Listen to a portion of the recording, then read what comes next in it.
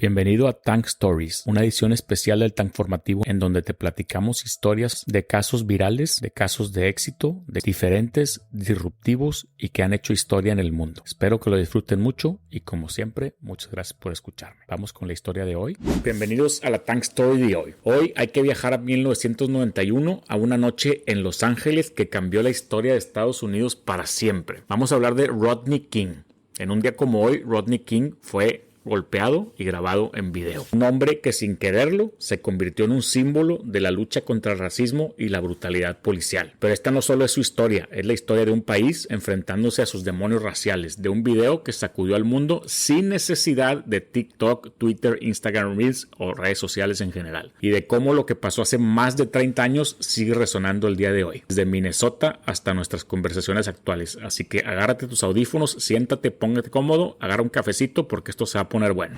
Primero hay que ponernos en la situación. En 1991, Estados Unidos lleva décadas lidiando con tensiones raciales. Han pasado casi 30 años desde la Ley de Derechos Civiles de 1964, que supuestamente acabó con la segregación. Recuerden todo el tema de Martin Luther King y todos estos temas que lo asesinaron y todo lo demás. La realidad era otra. En las ciudades grandes como Los Ángeles, las comunidades negras y las latinas vivían bajo un sistema que las marginaba. Pobreza, desempleo y un departamento de policía, el LAPD, con una reputación brutal. Las detenciones arbitrarias, los abusos y la violencia contra minorías eran el pan de cada día, pero casi siempre quedaban en las sombras, sin pruebas, sin justicia, la gente estaba harta y el ambiente era una bomba de tiempo esperando explotar. Esa bomba se encendió la noche del 3 de marzo de 1991. Rodney King, un afroamericano de 25 años, taxista y en libertad condicional por un robo anterior, manejaba por una autopista en Los Ángeles. Había estado tomando con sus amigos, viendo básquetbol, cuando la policía lo ordenó pararse, entró en pánico, sabía que si lo atrapaban borracho podía volver a la cárcel. Así que aceleró el carro. Lo que empezó como una persecución terminó en Lakeview Terrace, un barrio del Valle de San Fernando. 4 agentes blancos del LAPD lo sacaron del auto a la fuerza y ahí, en el suelo indefenso, descargaron sobre él 56 golpes con macanas, patadas y descargas eléctricas. Rodney no se resistió, pero igual lo dejaron destrozado. Fracturas en la cara, un tobillo roto, golpes por todo el cuerpo. Podía haber sido otro caso más que se olvidaba, pero esa noche había un testigo con su cámara.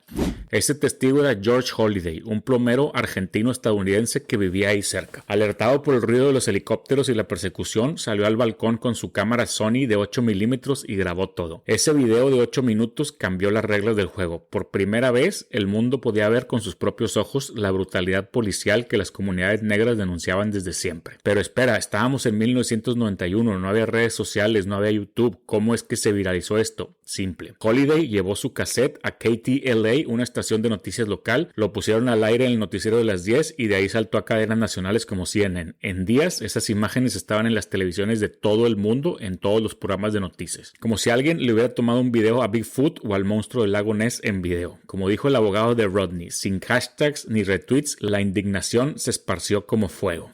El video, por supuesto, desató una tormenta. Los 4 policías, Stacy Kuhn, Lawrence Powell, Timothy Wayne y Theodore Briseño, fueron acusados de asalto y uso excesivo de fuerza. El juicio empezó en 1992, pero luego hubo otro giro. Lo trasladaron a Simi Valley, un suburbio blanco y conservador. El jurado era casi todo blanco. 10 blancos, un asiático, un latino, ni un solo negro. Durante semanas, los abogados de la defensa argumentaron que Rodney había sido agresivo, que los golpes eran justificados. El video, decían, no mostraba todo el contexto. El 29 de abril de 1992, después de 7 días de deliberación, el veredicto cayó como un martillo. Los 4 fueron absueltos. Absueltos los 4 policías blancos, a pesar de que el mundo entero había visto cómo golpeaban a un hombre en el suelo. La gente no lo podía creer.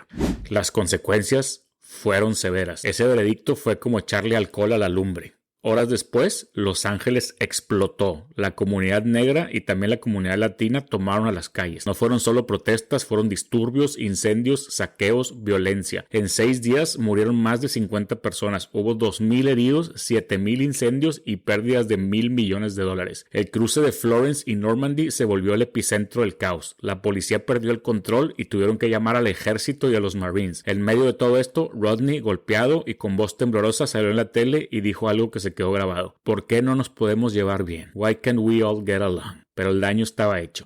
Los disturbios de 1992 fueron los peores en décadas y dejaron claro que el racismo y la impunidad policial eran heridas abiertas. La historia no termina ahí. La presión pública obligó a un segundo juicio federal en 1993, esta vez por violar los derechos civiles de Rodney. Dos de los policías, Kuhn y Powell, fueron condenados a 30 meses de prisión, los otros dos salieron libres otra vez. Rodney demandó a la ciudad y ganó $3.8 millones en 1994, aunque su vida nunca fue fácil después. Siguió luchando contra el alcoholismo y tuvo más roces con la ley. Murió en el 2012 ahogado en su alberca tras consumir drogas y alcohol. En cuanto al LAPD, los disturbios forzaron reformas, más diversidad en el mando, cambios en cómo patrullaban, pero ¿realmente cambió algo de fondo? Eso lo veremos ahorita más adelante.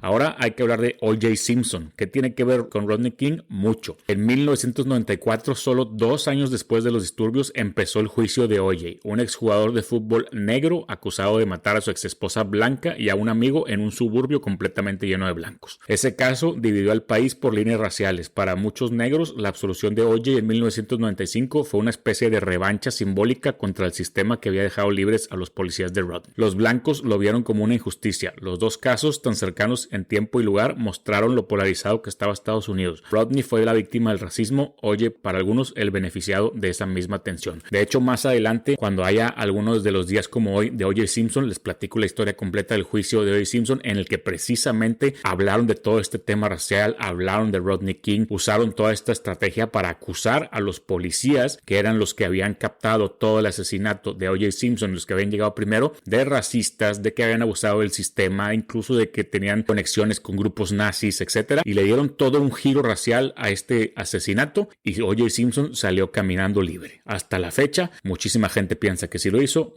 poca gente piensa que no lo hizo. Generalmente los que piensan que no lo hizo son negros y los que piensan que sí lo hizo son blancos.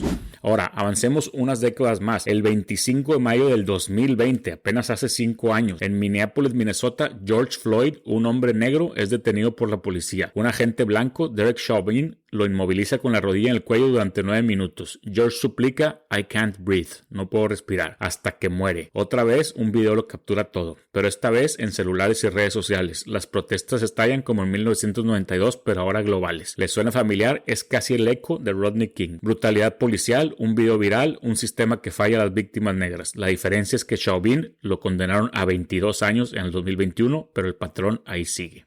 Hoy, en el 2025, la discriminación racial en Estados Unidos sigue siendo un tema muy candente. Sí hay más cámaras, más conciencia, movimientos como Black Lives Matter, pero los casos de violencia policial contra afroamericanos no paran. Eric Garner en el 2014, Breonna Taylor en el 2020, Tyre Nichols en el 2023. Las reformas ayudan, pero no resuelven la raíz. Un sistema construido sobre la desigualdad. Las estadísticas lo dicen claro. Los negros tienen 2.5 veces más probabilidades de morir a manos de la policía que los blancos. Wow.